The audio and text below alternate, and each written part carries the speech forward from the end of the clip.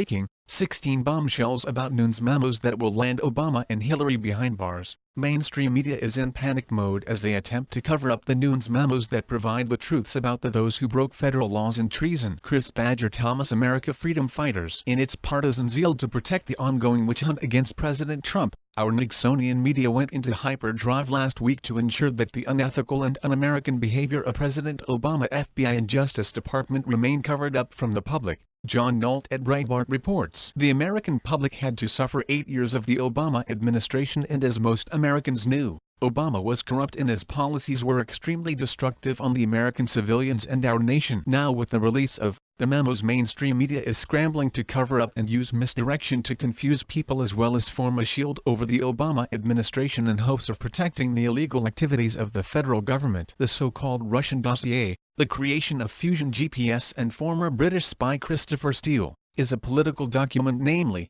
opposition research, created for the Democrat National Committee and Hillary Clinton 2016 presidential campaign. Using what it knew was opposition research paid for by the Clinton campaign, in October of 2016, the FBI and DOJ obtained a FISA warrant from the Secret Foreign Intelligence Surveillance Court to install a wiretap to spy on Hillary Clinton opponent, the Trump campaign, specifically Carter Page. This spying would last for a year. It should be noted that the FISA court was set up to stop foreign terrorists. The fact that the FBI and DOJ would use this court to not only wiretap an American but to monitor a presidential campaign belies belief. Why Obama, FBI and DOJ used this court as opposed to a normal court is obvious. As you will see below, a normal court probably would have denied the application. Worse still, in the summer of 2016, Obama DOJ had already opened a counterintelligence investigation into the Trump campaign. The fact that nothing from that months-old partisan investigation was used to obtain the Page wiretap is revealing. According to the Nunes memo,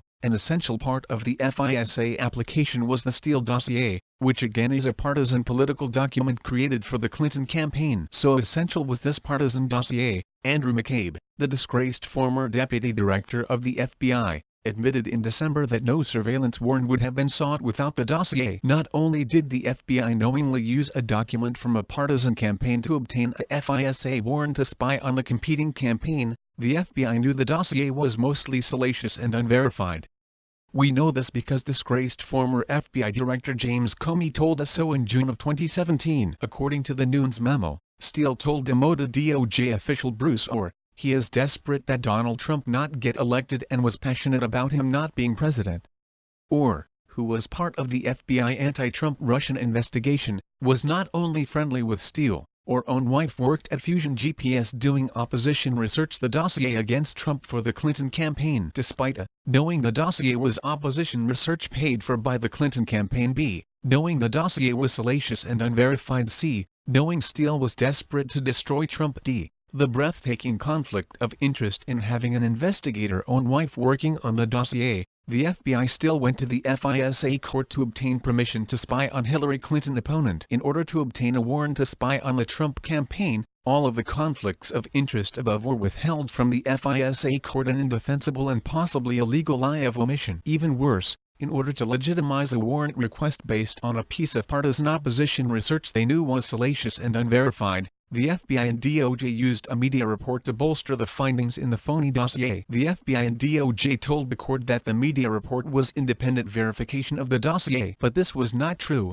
and, according to the Nunes memo, the FBI and DOJ knew this was not true. The truth is that the phony dossier was the source of this media report. Also hidden from the FISA court was the fact that the FBI obtained Steele as a source but had to fire him in October of 2016 when, in a bid to use his phony dossier to derail the Trump campaign, he leaked his information to the far-left Mother Jones. Although the FBI and DOJ were willing participants in pushing a salacious and unverified narrative against a presidential candidate primarily through media leaks, this was all hidden from congressional investigators. To begin with, for months, while under oath, Comey said he did not know where the dossier came from, meaning from the Clinton campaign. The Wall Street Journal explains, we also know the FBI was and straight with Congress, as it hid most of these facts from investigators in a briefing on the dossier in January 2017. The FBI did not tell Congress about Mr. Steele's connection to the Clinton campaign, and the House had to issue subpoenas for Fusion Bank records to discover the truth. Nor did the FBI tell investigators that it continued receiving information from Mr. Steele in Fusion even after it had terminated him. The memo says the bureau intermediary was Justice Department official Bruce Orr,